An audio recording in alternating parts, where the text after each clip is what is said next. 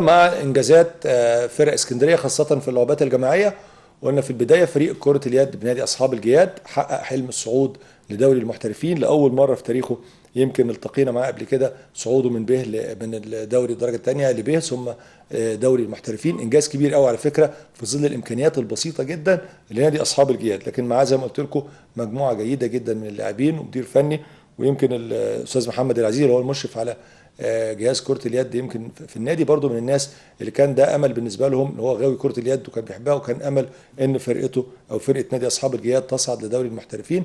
اتحقق الحلم اليوم. كان عنده بالامس مباراه اعتقد مع 6 اكتوبر فاز، واليوم مباراه قويه مع الداخليه قدر ان هو يفوز. باقي له مباراه لكن لا تؤثر على صعوده لدوري المحترفين. بنتمنى له يكون اضافه لفرق اسكندريه اللي في الدوري المحترفين ان شاء الله في كره اليد. ويمكن اسكندريه في كره اليد كانت من المحافظات اللي بدت فيها كره اليد، وكانت يمكن بتقدم احلى كره يد، وكانت قويه جدا الفرق. ودائما يمكن ما كانت هناك في البدايات بطولات بتحقق على مستوى الجمهوريه لانديه اسكندريه. ونشوف مع بعض يمكن طبعا بنهنئ اللاعبين والجهاز الفني ونادي اصحاب الجياد، ونشوف اخر 5 دقائق وفرحه اللاعبين في مباراه نادي اصحاب الجياد والداخليه.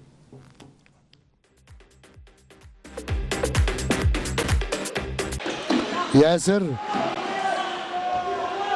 مصر بيشوط شوطه ولكن في ايده الجون على طول مباشره. وهجوم سريع.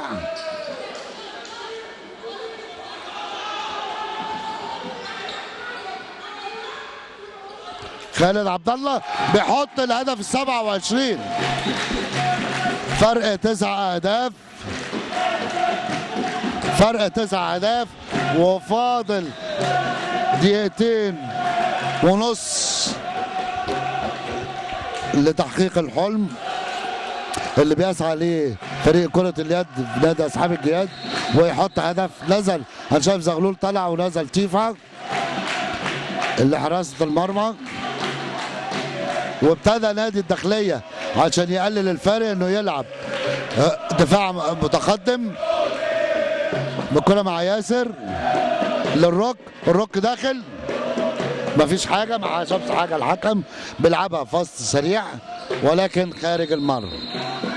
ودقيقتين على الروك، دقيقتين للروك، دقيقتين استبعاد للروك. نلعب في الدقيقة 29.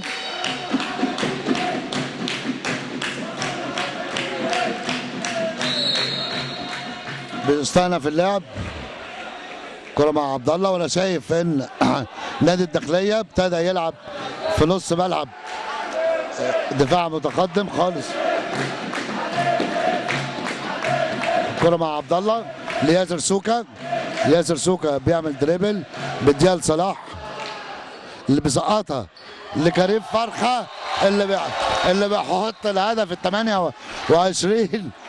بيحط الهدف ال 28. والف الف مبروك لنادي اصحاب الجياد صعوده الى دوري المحترفين بعد هذا الجهد اللي طال لمدة 4 سنوات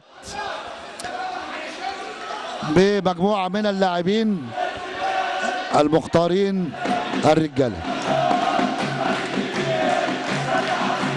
كرة مع المصري بشاط بتترد من الحارس للاعب 4 لعيبة. هدف، الهدف 21. تصبح ان فاضل نص دقيقة، فاضل نص دقيقة. فهو هدف عبد الله يجيب الهدف ال 29 21. فاضل 15 ثانية واللعيبة عنهم المباراة وبيسلموا على بعض. وبألف ألف مبروك لنادي أصحاب الجياد. ألف ألف مبروك لنادي أصحاب الجياد صعوده لدوري المحترفين. ألف ألف مبروك فرحة اللاعبين والجمهور بصعود نادي أصحاب الجياد إلى دوري المحترفين. ولكن البطولة ستتحدد يوم 5 أبريل لتحديد الفائز بالدوري الممتاز. ألف ألف مبروك للجهاز الفني واللاعبين وجميع الذين سهروا وتعبوا للصعود وتحقيق هذا الإنجاز العالي.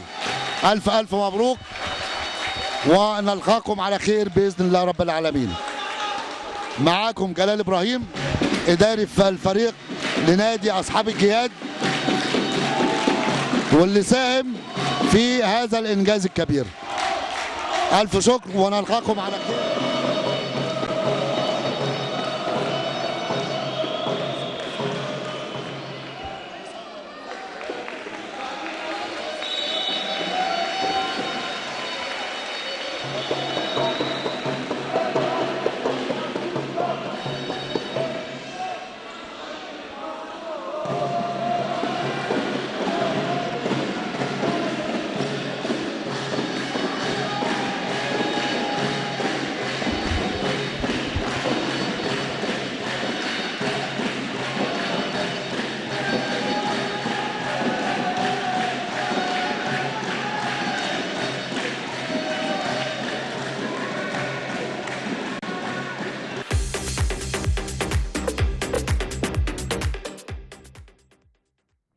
مشاهدينا الاعزاء، دي كانت لقطات من مباراه اصحاب الجياد والداخليه، المباراه اللي صعدوا بيها فريق كره اليد لدوري المحترفين.